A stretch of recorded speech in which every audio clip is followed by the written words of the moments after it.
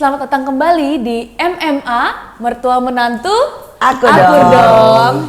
Kali ini kita kedatangan tamu yang sangat spesial dan sangat jauh. Inilah Papua dan keindahannya. Yes. Wah. Mungkin kalau tak kenal maka tak sayang. Bisa kenalan dulu namanya siapa? Oh siap. Terus asalnya dari Papua bagian mana? Wah. Siap. Mari kakak. Perkenalkan, nama saya David Mikael Antoni Tokoro Alfa. Wah, panjang sekali. Saya disapa dengan nama David. Ya. Dari Papua mana ini? Saya berasal dari Papua, tepatnya di Kabupaten Jayapura. Lebih tepatnya di Danau Sentani, di perkampungan di pinggiran danau. Cerita-cerita tentang Sentani dan perkampungannya. Ya, kampung saya itu di pinggiran Danau Sentani. Nah, agak pasti bagus sedikit banget ya? jauh dari kota. Iya, bagus banget pantainya, danaunya indah, dan saya sejak kecil saya sangat suka bermain di danau, berenang dan main perahu, dan sangat suka cita berada jadi bagian di jadi sana. Orang Sentani, jadi orang Jayapura. Sangat. Di danaunya banyak ikan nggak? Suka nangkap ikan nggak? Banyak ikan. Saya suka nangkap ikan. Wah. Suka berburu juga. Oh, berburu. Oh, masih banyak. Ada apa aja di sana? Di dekat-dekat sana? Ada babi hutan. Masih banyak? Iya benar. Babi hutan, ada rusa. Nah, terus sering berburu burung cendrawasih. Terus bulunya dijual? Bulunya biasanya dijual. Itu untuk biasa ada event-event apa namanya daerah budaya, begitu, ya? budaya begitu. Nah itu biasa dijual untuk dibuat perhiasan mahkota begitu. Mahal sekali katanya ya burung Mahal cendrawasih. sekali, ya. Bisa dapat berapa itu? Kalau satu ekor itu? Kalau satu ekor, kalau ya paling murah sekitar 5 jutaan. Paling itu sebesar apa? Sebesar begini sih. Ya.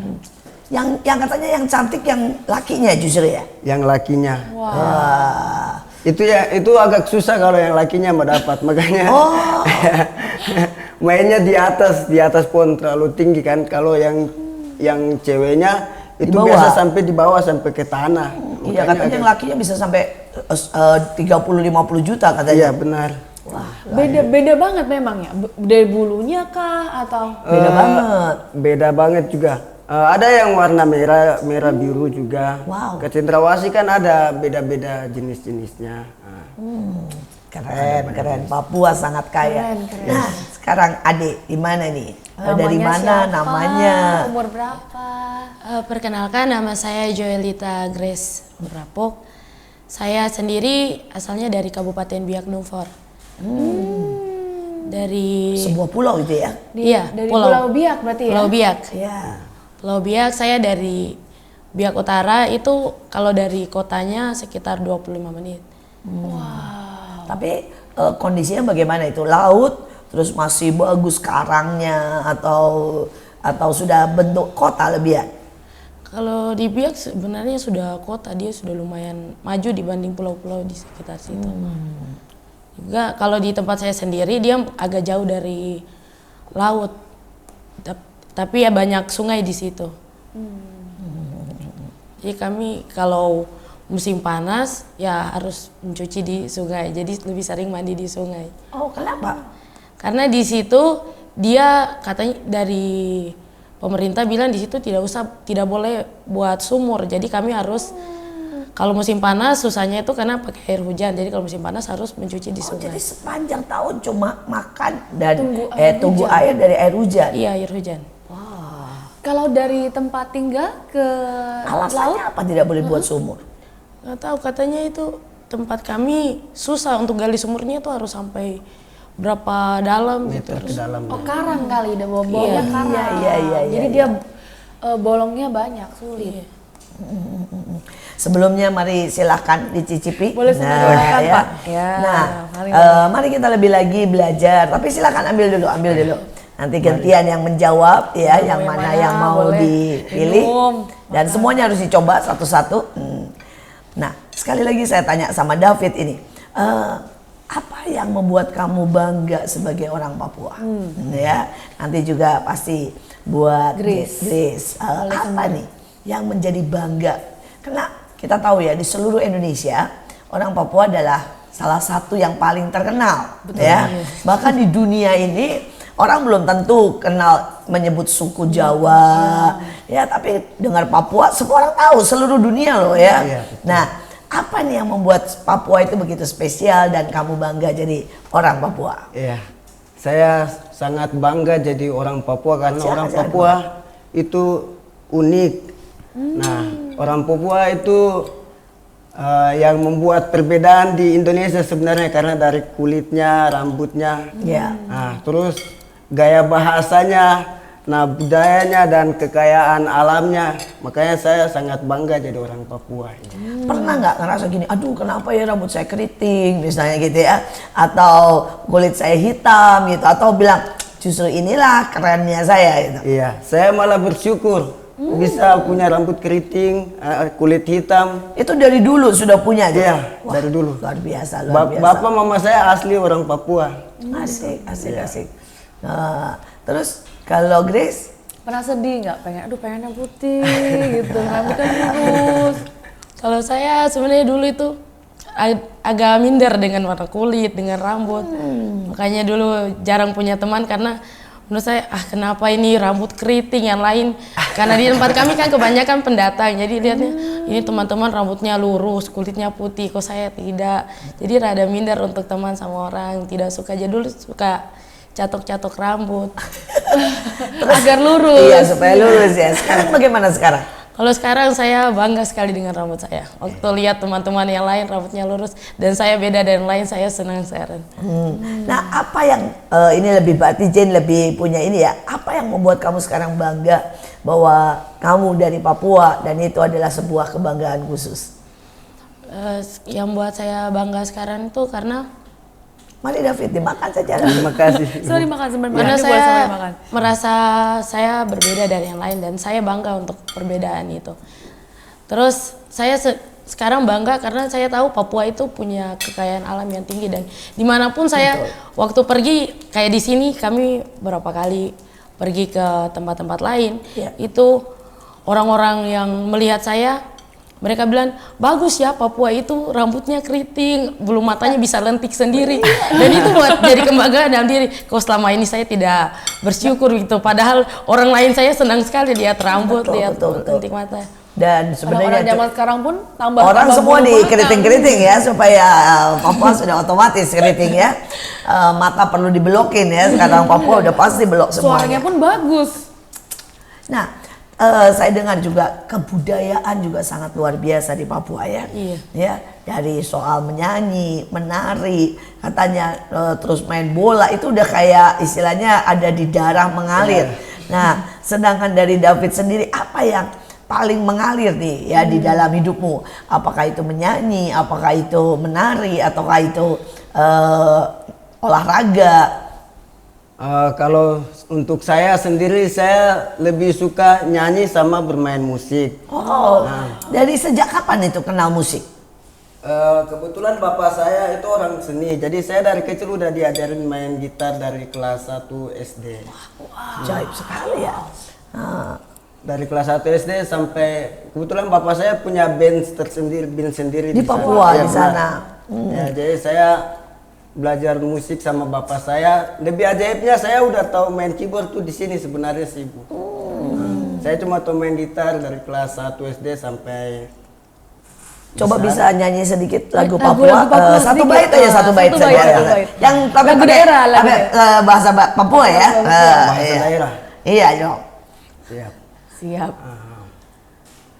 Rimale Yesus rimale Rai wali wayano sobo ijo bubalaisa kenaro maura wale Yesus nibihe naisogo.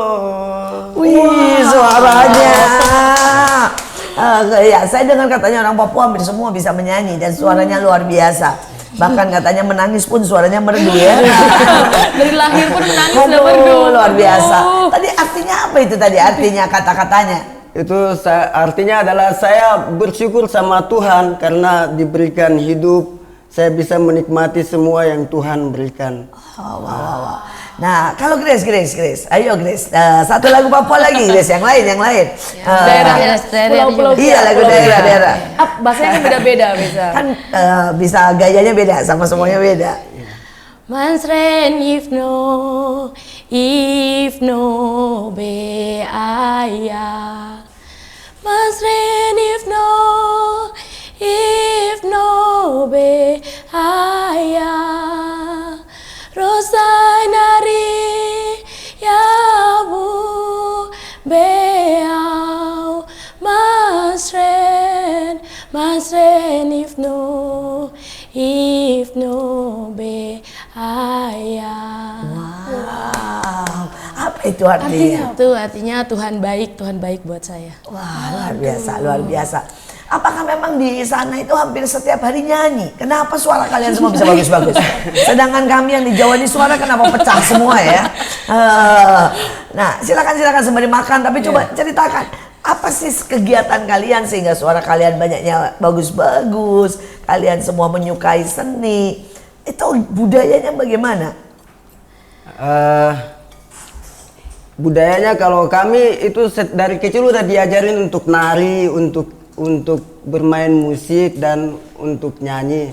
Jadi keseharian kami itu yaitu menikmati dengan pujian, dengan nari. Jadi nyanyi itu biasa tuh setiap kegiatan. Setiap kegiatan itu pasti diawali dengan nyanyian, dengan tarian. Makan juga. Kalau makan sih enggak sih. Kalau ada acara itu pasti. Kalau acara atau pasti. Kumpul-kumpul bareng keluarga, Iya. bareng teman-teman itu udah pasti ujung-ujungnya nyanyi. Wah, luar biasa. Saya pernah ke sana dan mereka bisa nari dan nyanyi sampai 6 jam, betul ya? Iya. Benar, ya. Kuat itu. Kok kuat? Narinya itu bahkan bisa seharian untuk nari bisa. Wah. Coba boleh berdiri sebentar dan lakukan tarian Papua gitu ya. Yang tahu ya. Tarian Papua mungkin beda-beda ya atau sama? Beda-beda. Beda-beda. Oke. Yang dulu mungkin maju di depan di sini, Siap. di depan. Nah, tarian Papua. Ya, sembari nyanyi juga boleh. Silakan. Mundur sedikit. Ah, iya.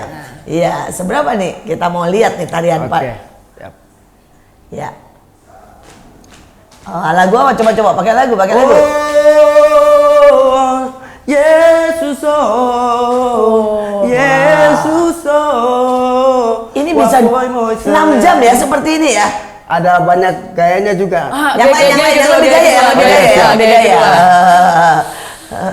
Keren. Oh, Yesus. Kakinya ganti-ganti. Wah, kakinya itu bagus itu mereka. Yesus. Wah, Wah, sekarang Grace. Soalnya saya itu kagum sekali. Mereka bisa begitu tuh 6 jam non-stop tidak berhenti. Bagaimana punya Saya kekuatan? pernah ikutin itu cuma 1 putaran. Sudah nggak menyerah. kuat. Gaya yang lain lagi ya, Grace. Kakinya tuh cepat gitu ya. Sembari nyanyi ya, Iya. Grace. Oke. Siap ya. Mantap. Lagi ingat dulu. Oke.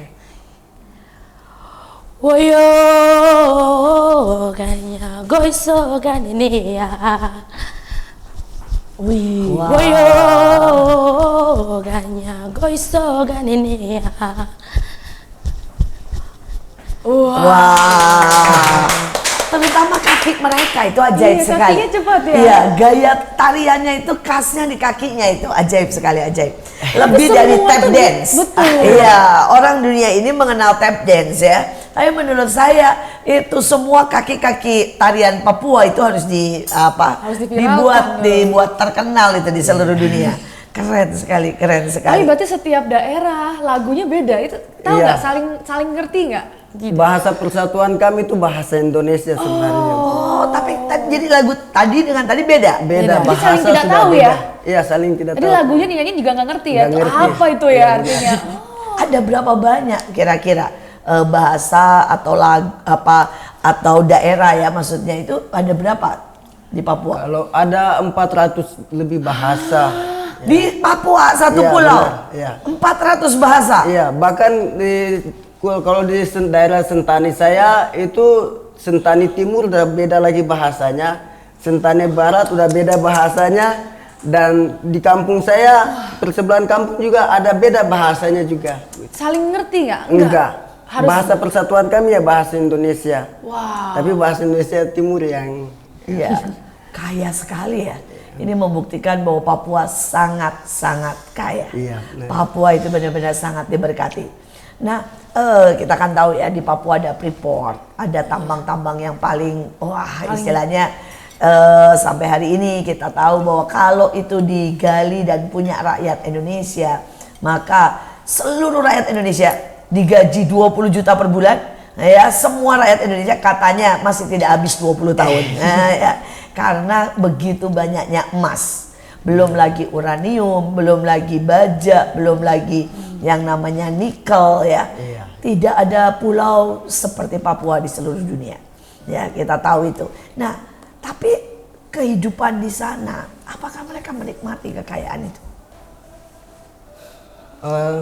Sampai sekarang kenapa mereka masih tetap protes dan tidak bersyukur dan tidak menikmati? Di lain sisi adalah kurangnya pengetahuan. Nah, sebenarnya itu yang membuat mereka untuk tidak bersyukur. Pemerintah memang memberikan yang pemerintah bisa salurkan ke masyarakat.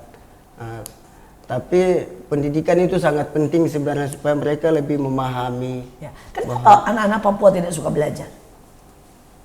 Mungkin kalau di tempat saya di dihabiskan, jangan tidak dimakan. Iya. Kalau di tempat saya di pinggiran Danau Sentani, jadi dekat dengan kota, jadi sekolahnya ada gurunya.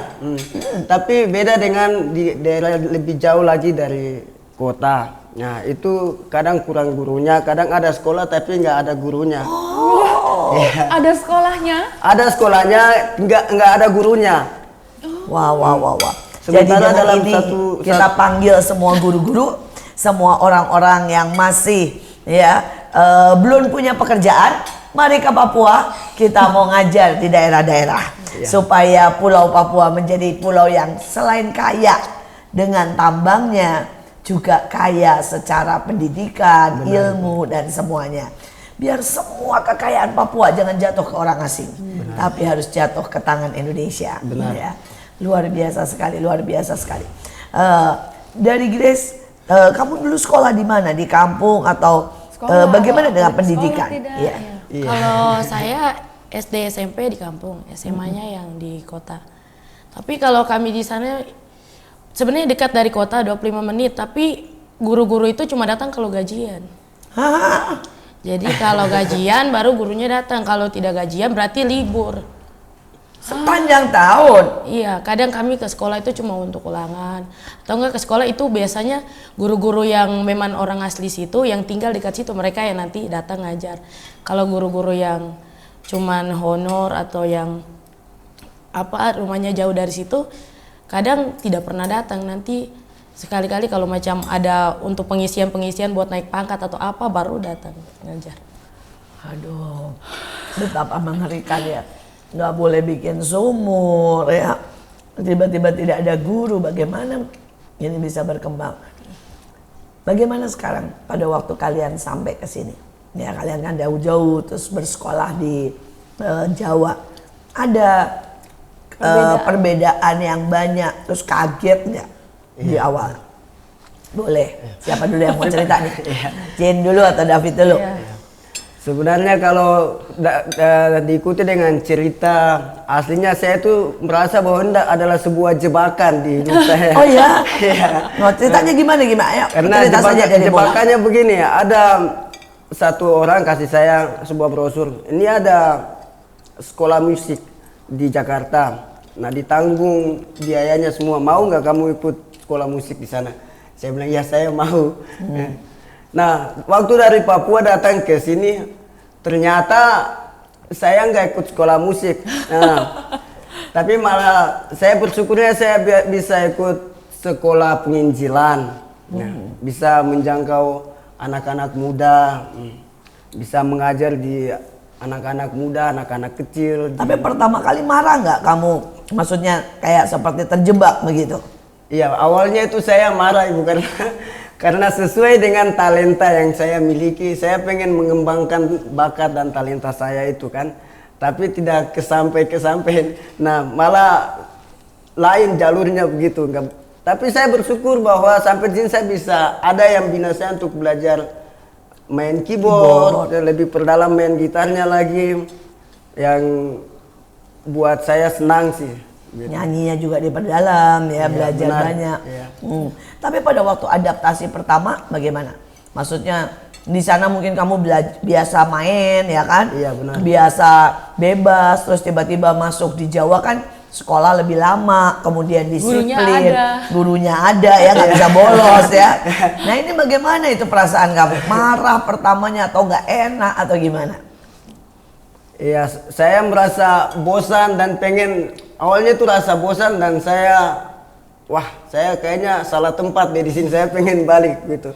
Tapi lama kelamaan saya mulai belajar dan dididik, ya saya merasa bahwa sebenarnya ini adalah tempat yang bagus untuk saya gitu.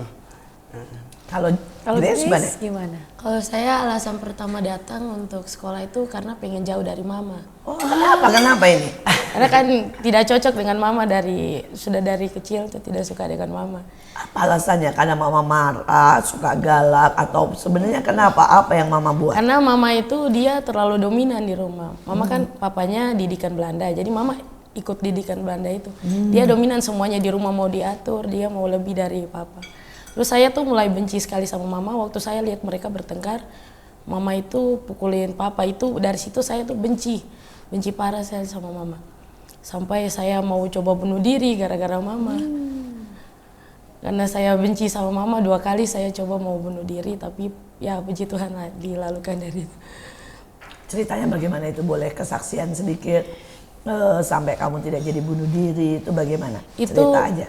Waktu itu saya marahan sama mama karena saya tuh sebenarnya tidak mau sekolah di kotanya. Dan di sekolah di kota karena itu lumayan jauh dari rumah. Tapi mau paksa harus sekolah di sekolah yang paling bagus. Iya, maksudnya kan baik ya. Iya, tapi saya nggak bisa nangkep ya mesti. Iya, betul. Terus sekolah di sana berapa bulan saya cari gara-gara di sekolah tapi nggak pernah dapat surat panggilan. Sudah buat gara-gara padahal ya. Saya coba cari gara-gara di sekolah. Saya jam sekolah harusnya datang dari jam 7, saya datangnya jam 9. Wah, kamu nakal sekali ya. Tapi ternyata kepala sekolahnya itu temannya mama, jadi tidak ada surat panggilan, tidak pernah dikasih surat panggilan. Ya, sudah sampai akhirnya saya marahan, saya bilang pokoknya saya mau pindah sekolah sekarang juga, saya nggak mau, mama nggak mau kasih izin. 3 hari saya ngurung diri, tidak didengar-dengar juga, nggak diperdulikan juga sama sekali. Akhirnya percobaan pertama saya mencoba potong tangan pakai pisau, karena nonton di film katanya meninggal, tapi enggak. Terus percobaan kedua lagi mau minum obat racun rumput. Tapi itu Tuhan lalukan. Tiba-tiba tuh saya kayak keingat waktu saya sekolah minggu dibilang orang kalau mati bunuh diri tuh nggak masuk surga loh, terus disiksa di neraka. Ya Tuhan, saya takut. Akhirnya nggak jadi waktu itu minum racun rumput.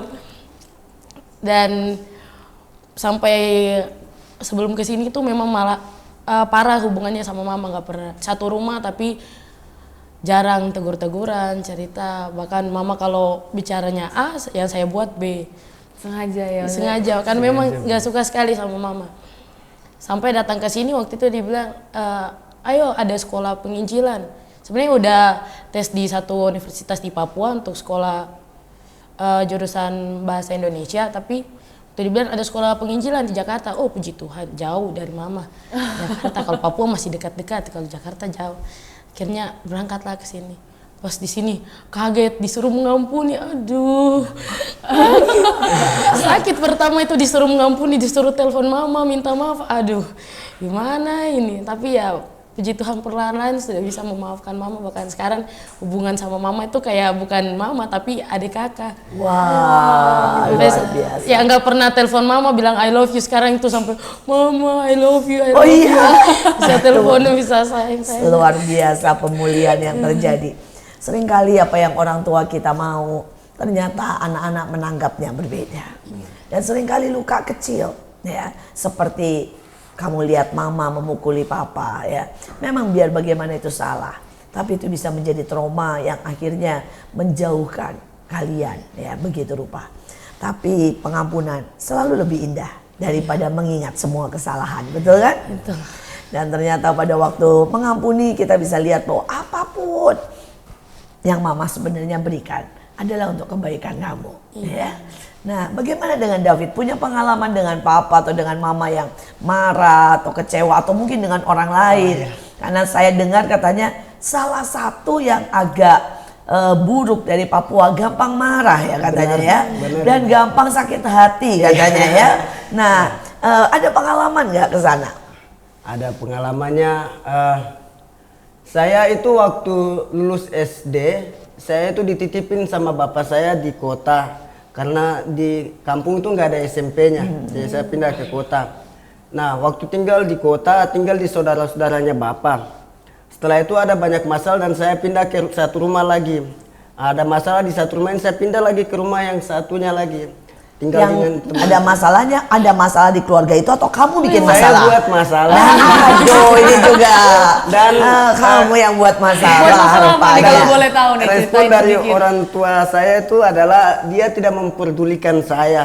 Nah, dia lebih cenderung lebih sayang kepada anak-anak ceweknya gitu. Oh. Sementara kami itu ada 7 bersaudara. 7 anaknya. Benar. Anak berapa? Anak berapa? Saya anak kedua dari 7 bersaudara. Anak kedua. Iya. Ada 4 cewek dan 3 cowok. Nah, bapak saya itu lebih mencintai anak-anak ceweknya. Sebenarnya bukan mencintai, tapi kan anak cewek lebih dilindungi. Betul, benar. Karena kamu lebih kuat dan lebih perkasa. Jadi itu jadi alasan, wah ini saya udah berpikiran buruk sama orang tua saya. Nah, setelah itu waktu lulus SMP, lulus SMA, saya nggak tinggal dengan orang tua, tinggal di luar dengan keluarga yang lain di luar.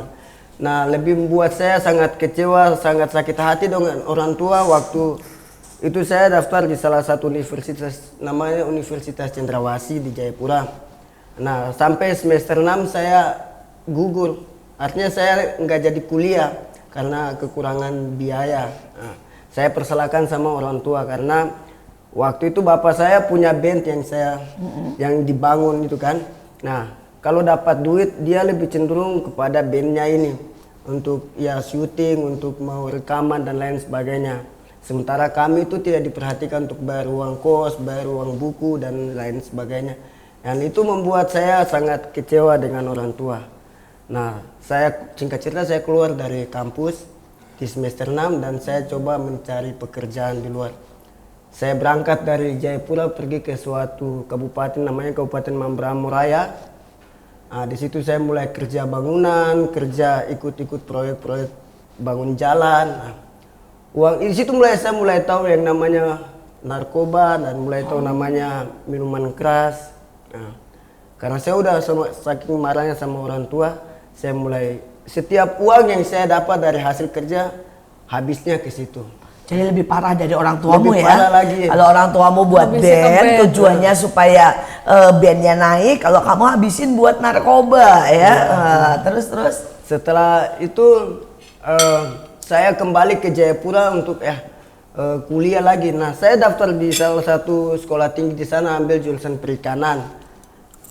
Dan sekolah tinggi yang kedua ini saya gagal di semester ketiga lagi. Wah, karena kenapa? masalah keuangan tadi dan tidak didukung sepenuhnya sama orang tua.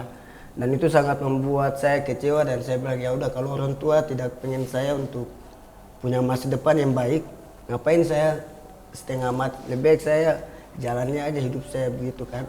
Nah, pikiran saya begitu sebenarnya. Negatif sih. sekali ya. Sangat negatif benar. Dan kemudian merusak diri sendiri ya.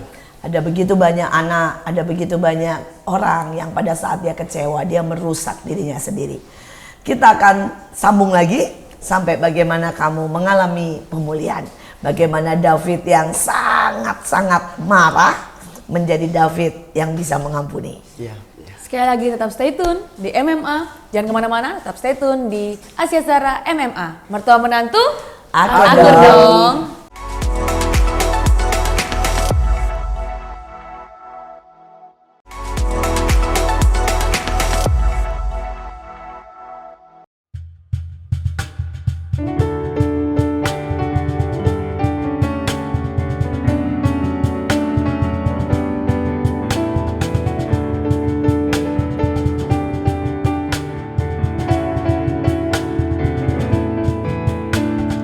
Mimpi adalah kunci untuk kita menaklukkan dunia. Berlarilah tanpa lelah sampai engkau meraihnya. Laskar pelangi takkan terikat waktu. Bebaskan mimpimu di angkasa, warnai bintang di dunia. Menarilah dan terus tertawa, walau dunia tak seindah surga. Bersyukurlah pada yang kuasa, cinta kita di dunia selamanya.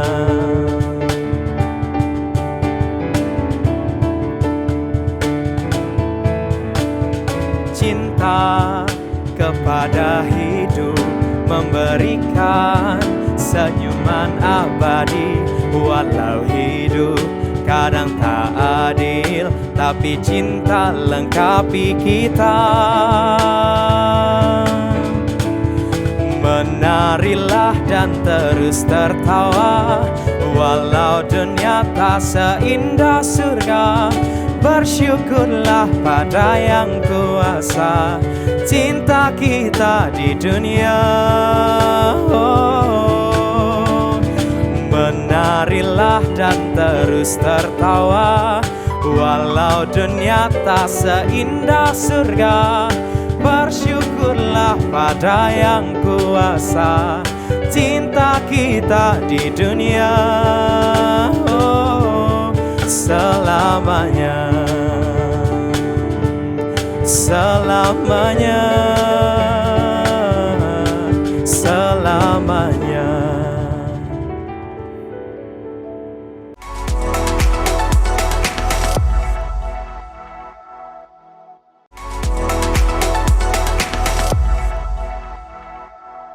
MMA, mertua menantu, Akur dong. Kita langsung lanjut lagi nih dengan cerita Papua dan keindahannya. Kita lanjut lagi ke David tadi. Dia kan sempat cerita marah banget kecewa sama orang tuanya. Terus sempat mau merusak diri ya, jadinya ya sudah dapat kerja bukannya buat kuliah lagi tapi malah merusak buat diri, narkoba, buat minuman mabok, keras. buat semuanya. Dan bagaimana sampai akhirnya kamu bisa mengampuni? Ketika saya mulai berangkat dari Papua dan ada di salah satu sekolah yang sekarang saya sedang belajar di sini, kerinduan saya dalam untuk bagaimana bisa menjadi seorang guru itu sebenarnya kerinduan saya, cita-cita saya. Dan ketika saya ada di salah satu sekolah penginjilan, saya juga didaftarin sama bapak angkat saya di sini untuk masuk di salah satu perguruan tinggi di Jakarta sini. Dan puji Tuhan tahun ini kami akan wisuda. Wah, selamat. Itu Grace juga lulus tahun ini? Belum. Oh, baru ini ya, baru David ya. Itu menjadi sebenarnya itu cita-cita yang saya pendam selama beberapa tahun yang gagal sebelumnya. Tapi ketika saya ada di sini, saya diizinkan Tuhan untuk mau menempuh pendidikan dan saya sudah menjalankan pendidikan itu dan saya akan wisuda tahun. Saya sangat bersyukur sama Tuhan. Nah di samping itu juga bagaimana sampai saya bisa mengampuni orang tua saya.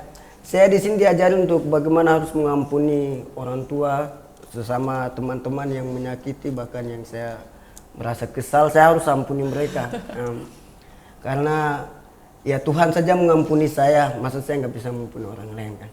Jadi saya dibilang sama bapak angkat saya yang di sini, kamu harus berdamai dengan keluargamu, berdamai dengan orang-orang yang menyakiti kamu. Ya udah, saya telepon bapak saya malam itu dan saya bilang, Bapak, I love you, saya mencintai Bapak.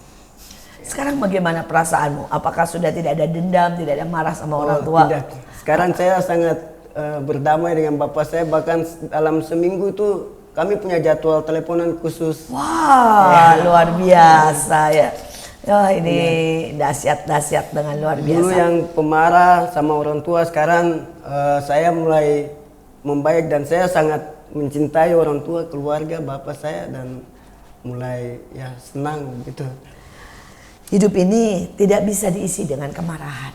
Pada waktu kita membiarkan kemarahan, kita membiarkan sakit hati bahkan dendam, itu tidak pernah merusak orang lain. Tapi yang terutama adalah merusak diri kita. Seringkali kita berpikir, kalau kita bisa melampiaskan semua kemarahan kita dengan dosa, maka itu menenangkan hati kita. Tapi ujungnya itu tidak pernah menenangkan, tetapi menjerat dan mematikan. Tetapi pada waktu kita ambil keputusan untuk mengampuni, mengampuni tidak pernah menguntungkan pihak yang lain, tetapi mengampuni menguntungkan pihak kita. Maka tiba-tiba keluarga yang hancur menjadi romantis. Tiba-tiba hubungan yang saling menyakiti menjadi hubungan yang saling menguatkan. Benar-benar mengampuni adalah sebuah senjata yang luar biasa. Kita belum selesai dengan dua teman kita di Papua ini ya. Setelah nanti ya kalian selesai lulus, apa kerinduan kalian yang terbesar untuk Papua? Nanti pasti saya berharap kalian balikan ya, jadi berkat di sana ya. Jangan terus menghilang di sini ya. Karena banyak orang Papua terus menghilang di Jakarta ya, dan tidak pernah menjadi berkat buat kota atau pulau tempat mereka ada ya. Nah ini bagaimana nih? Apa cita-citanya? Bisa mulai dari Grace. Nah David makan dulu. Ayo ambil yang lain, silakan. Kalau saya sendiri, saya berniat selesai dari sini kan guru, mau ngajar di. Saya udah dapat tempat satu di Kabupaten Mapi, itu paling terpencil sekali di suku Korowai. Luar biasa. Di situ itu waktu saya sempat pergi ke situ itu gurunya hampir tidak ada. Sekolahnya ada, bangunannya ada, tapi gurunya tidak ada. Muridnya? Murid-murid itu ada. Waktu Banyak, kami pasti ke ya. situ, kami kumpulin beberapa murid-murid itu, mereka senang sekali diajarkan. Tapi tidak ada guru sama sekali di situ. Dan sulitnya di situ anak-anak hanya sampai batas SD saja mereka sekolah. Setelah itu mereka langsung dinikahkan. Wah, dinikahkan dalam usia 12 tahun berarti? Iya, 12 tahun. Jadi waktu ke situ tuh banyak yang masih sangat kecil-kecil tapi sudah hamil, sudah harus gendong bayi. Makanya kerinduan saya sekali untuk pergi ke situ, untuk ngajar di situ. Apa alasan mereka kenapa kecil-kecil begitu dinikahkan? Berarti lulus SD langsung dijodohkan gitu. Iya, bahkan ada yang tidak sampai lulus SD juga. Yang mungkin cuma kelas 4, kelas 2. Mereka sudah harus. Kenapa? Kenapa itu? Waktu saya di situ terus saya tanya, kenapa anak-anak perempuan di sini masih kecil-kecil sudah nikah? Katanya di situ mereka kalau cowoknya sudah suka sama cewek, ceweknya tidak boleh menolak. Kalau dia tolak, dia dibunuh. Dibunuh? Yang bunuh dari pihak laki? Dari cowoknya. Hah? Di zaman seperti ini itu masih terjadi. Iya. Itu waktu saya dengar itu saya kaget. Loh, kok bisa? Itu kan menikah itu kan bukan cuma satu pihak ya, dua-duanya. Harus dua pihak dan harus dengan cinta ya, dengan pengertian, kedewasaan. Bagaimana ini bisa terjadi? Saya kaget terus mereka bilang itu sudah kebiasaan di sini. Jadi ada beberapa wanita yang menolak itu sampai dibunuh. Bahkan dibunuhnya itu di depan orang tuanya sendiri. Bukan yang kayak sembunyi-sembunyi itu, langsung di depannya dipotong kayak potong hewan. Dan orang tuanya tidak melawan, tidak melindungi. Mereka tidak bisa karena itu kayak cowok itu sudah mereka cowok itu punya hak gitu mau nikah, apalagi kalau dia sudah orang yang berada lah, punya babi lah, punya babi lebih, itu dia sudah berhak untuk istri lebih dari satu. Jadi mereka punya istri cukup banyak. Iya, cukup banyak di situ. Ada yang istrinya 2, ada yang istrinya 3. Di dalam zaman seperti ini yang kita anggap sudah modern ya, ternyata masih ada tempat-tempat seperti itu. Ayo ke sana supaya Papua berubah. Tapi sekali lagi buat kita semuanya, betapa kita bersyukur kalau kita punya kesempatan memupuk cinta, menikah dalam kedewasaan. Ada begitu banyak anak yang sangat-sangat mengerikan nasibnya karena mereka tidak punya kesempatan, tidak punya hak, tidak punya bahkan pengetahuan untuk bisa melakukan sesuatu apapun. Inilah kesempatan kenapa kita harus menyintai Papua, negeri yang diberikan Tuhan buat kita dan tempat yang sangat kaya yang seharusnya bisa menjadi sumber untuk kekayaan Indonesia. Mari kita sama-sama siapapun untuk membangun Papua. Tapi sekali lagi buat David sekarang, apa yang kamu mau untuk membangun Papua? Ini tadi cita-cita yang sangat luar biasa ya. Saya kenapa cita-cita saya itu pengen jadi guru, karena saya itu pengen mengajar anak-anak Papua supaya mereka bisa pintar, mereka bisa sama dengan saudara saya di tempat lain. Karena saya pernah di beberapa kota itu anak-anaknya itu bodoh, ya kan. SMP, SMA bahkan belum bisa baca. SMP, SMA tapi Iya, belum benar. bisa baca. Iya. Jadi mereka naik kelas Tanpa tanpa ujian, tanpa apapun berarti ya, kan? mungkin Karena karena gurunya pun usia. tak ada ya? Iya benar. Ada sekolahnya, ada anak-anak muridnya, tapi nggak ada gurunya, itu membuat mereka pengetahuan mereka sangat berkurang. Dan berarti gurunya juga males sekali, Iya, benar. tapi tetap menaikkan ya, Benar. tapi tidak mau mengajar. Itu salah satu alasan terkuat kenapa saya pengen balik untuk mengajar di jauh dari kota di pedalaman, karena yaitu saya pengen untuk mengajar mereka supaya bisa baca, tulis, hitung dan lebih tahu lagi. Bagaimana sendiri dengan keadaan di pedalaman? Maksudnya gini, apakah mereka sudah bisa bikin rumah, terus kemudian lampu sudah masuk, terus kemudian bagaimana dengan gadget yang sekarang mengerikan nih ya? Apakah masuk ke sana itu bagaimana kondisinya? Kalau di daerah pedalaman sebenarnya gadget belum masuk sih Ibu. Terus jaringan juga memang susah, nggak ada di sana. Iya. Nah, kami bersyukurnya itu ada program baru, program Pak Jokowi Jalan Trans Papua, itu sangat menghubungkan ke suku-suku pedalaman. Nah, cuman jaringannya nggak ada di sana.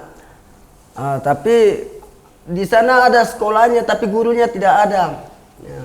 Sebenarnya pemerintah sudah berusaha ya, sudah berusaha, ya. Tapi rupanya banyak guru yang memainkan ya, Iya. terima uang seperti tadi, terima gaji tapi nggak datang. Ini sebenarnya gurunya ada tapi tidak datang Iya, gitu ya. karena mungkin jauh di pedalaman, jauh di hutan kan. Jadi mungkin perjalanannya juga berhari-hari, ada 3-4 hari perjalanan. Itu pakai pesawat kecil terus singgah di satu lapangan terbang. Setelah itu lah mesti jalan kaki lagi beberapa hari ke sana kampung. Makanya Berapa hari perjalanan ke sana? ya paling cepat ya 3 hari perjalanan. Paling cepat. Ya.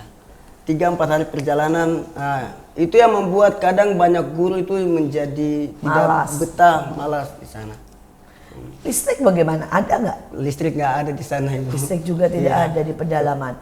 Aduh, benar-benar butuh banyak untuk menerobos Papua ya. Iya, benar. Supaya Papua jadi seperti yang seharusnya.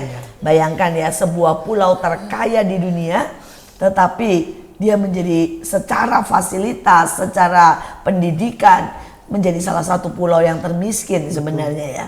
Ini ada sesuatu yang sangat mengerikan sebenarnya. Ironis sekali, paradigma sekali ini.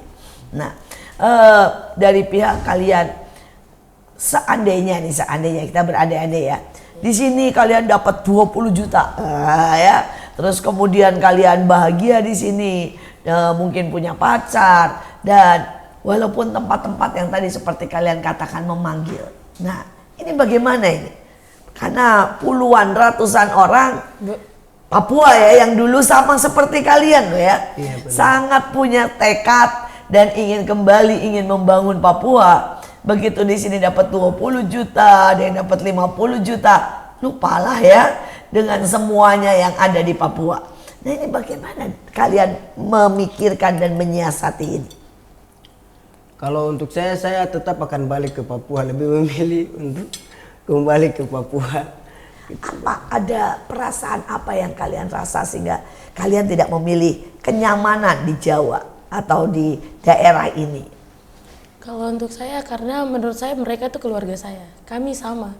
Kalau saya lebih memilih di sini, tidak kembali ke mereka, ya saya cukup dengan saya dan kasihan mereka. Padahal kami itu sama, harusnya kami terima yang sama, tapi kenapa saya mau untuk saya sendiri? Saya tidak mau berbagi dengan keluarga saya.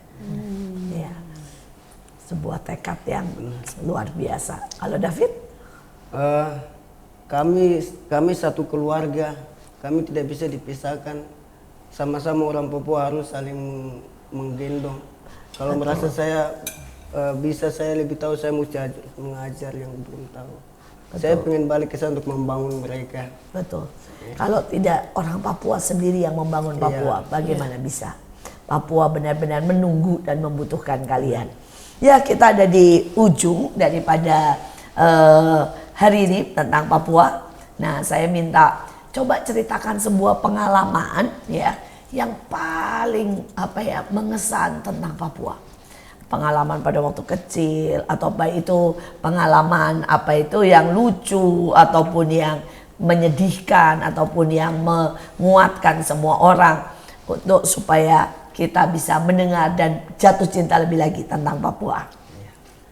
Pengalaman yang lebih mengesankan dari hidup saya tuh pernah beberapa kali pergi ke beberapa kota di Papua. Dan saya sangat senang karena alamnya begitu indah, ada pantai-pantainya yang begitu indah. Terus anak-anak kecilnya, saya itu suka bermain dengan anak-anak. Nah itu membuat saya itu semakin jatuh cinta dengan anak-anak. Nah di sisi lain anak-anak itu dalam tanda kutip masih bodoh. Nah saya kenapa pengen sekali untuk ke sana karena saya dekat dengan anak-anak, saya tahu sekali anak-anak itu kondisinya seperti apa. Saya itu pengen balik untuk anak-anak itu. Luar biasa. Kalau Grace? Kalau saya, buat saya sangat suka itu pengalaman saya waktu saya di MAPI. Itu anak-anak saking mereka di hutan, mereka tuh nggak tahu ya namanya bedak muka. Jadi waktu saya pakaiin bedak itu beberapa anak menangis. Menangis terus katanya takut ini apa? Saya bilang ini bagus kok. Terus waktu saya mandikan beberapa anak pakai sampo, itu samponya ditaruh di tangan terus dijilat. Aduh, enak katanya rasanya. Enak. Oh mereka tidak tahu. Mereka Nggak tahu. sampo Saya bilang bukan, muka. itu bukan dimakan, dipakein di rambut. Ada yang pakai, ada yang sabunnya dikunyah, Tuhan. Sabun lagi dikunyah dini. Katanya enak bisa keluar balon-balon katanya. Saya pernah di Wamena itu, kalau waktu di Wamena odol itu ditelan dimakan. Saya bilang bukan untuk makan, itu untuk mau gosok gigi. Iya. Nah tapi waktu dia karena kakak ini manis jadi bisa dimakan kan, jadi dimakan. Jadi Dikira permen kali dikira itu bisa dimakan, jadi dimakan. Aduh. Ya saya juga sempat tinggal di Papua 5 tahun dan ada pengalaman-pengalaman juga yang lucu seperti itu. Salah satunya adalah shampoo juga. Pada waktu kami kasih shampoo nggak ada efek karena mereka ternyata kan sudah bertahun-tahun tidak pernah cuci rambut. Iya. Jadi kami kasih shampoo apapun tidak berefek. Betul. Tapi ternyata shampoo itu bekerja beberapa hari dan beberapa hari kemudian ada hujan besar. Pada waktu hujan besar rambut mereka tiba-tiba berbusa. Ini sebenarnya shampoo masih di situ.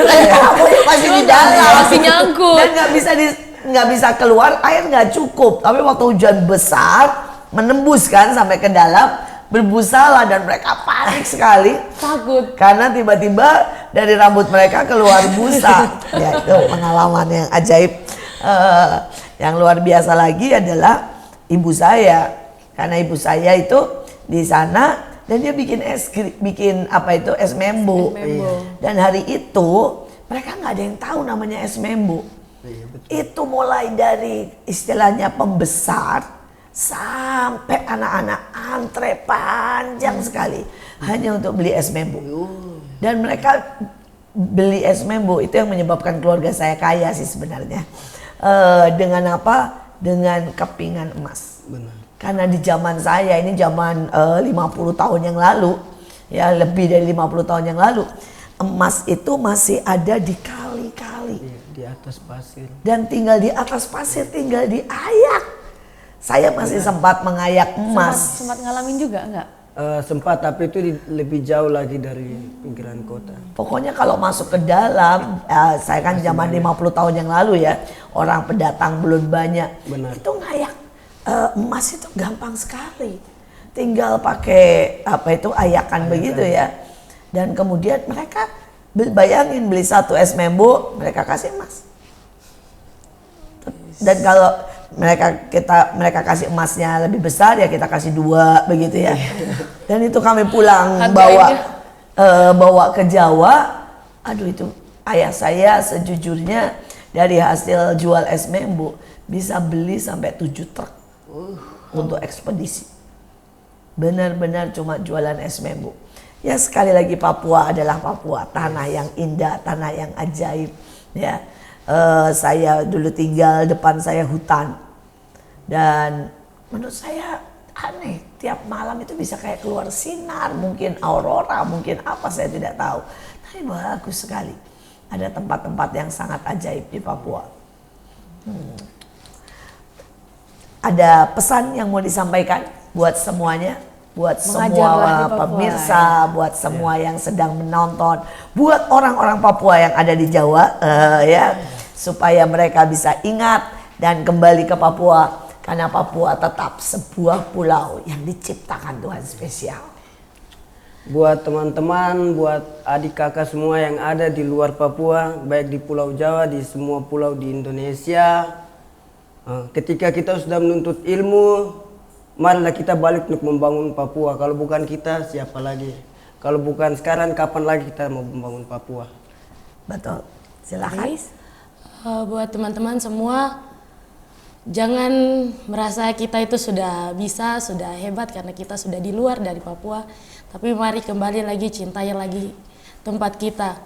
Karena sebenarnya orang-orang di sana masih sangat membutuhkan. Yang kita lihat di Jayapura, yang kita lihat di kota-kota seperti Timika itu baru sekian persen dari pedalaman yang banyak jiwa-jiwa, banyak orang-orang yang sangat membutuhkan kesehatan, membutuhkan pendidikan. Benar. Seandainya kita seluruh Indonesia sepakat untuk menggali dan untuk benar-benar membantu Papua, maka kita percaya semua solusi akan kita dapatkan. Dan kita akan melihat bagaimana Indonesia makmur dan sejahtera. Karena Tuhan memberikan Papua kaya sekali dan semuanya bisa dikembangkan. Masalahnya berapa banyak dari kita mau berbuat sesuatu untuk mengembangkan pulau tercinta ini. Sekali lagi, panggilan untuk semua pengajar-pengajar, panggilan untuk semua yang ingin memberikan hidupnya untuk bangsa ini. Datanglah ke Papua, bangunlah Papua. Tetap stay tune di MMA, Mertua Menantu, Aku Dong. Jangan lupa untuk like, komen, dan subscribe YouTube kita Asia Zahra, dan stay tune untuk episode selanjutnya. Sampai jumpa.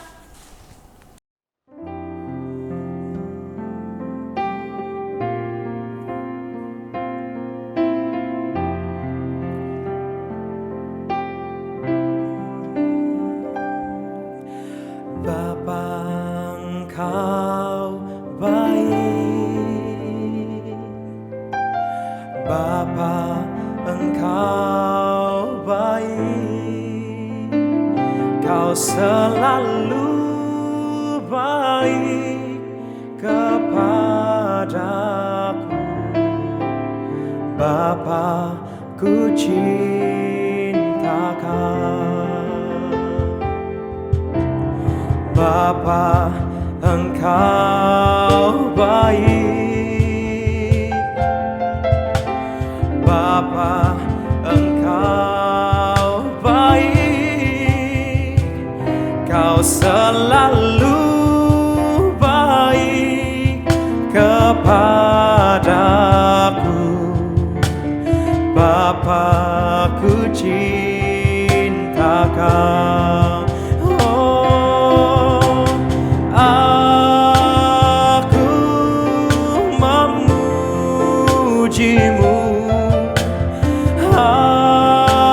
Aku menyembahmu, ku nyanyi haleluya.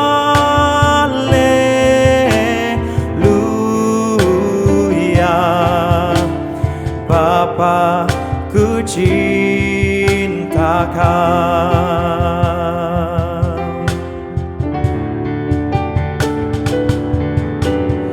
Bapa, Engkau baik. Bapa, Engkau baik. Kau selalu baik kepadaku. Bapa, ku cinta Kau.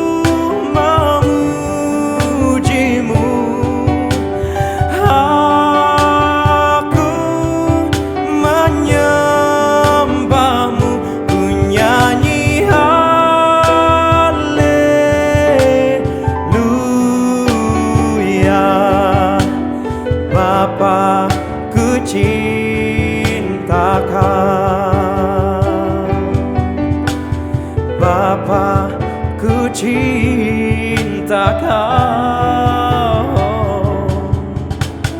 Bapa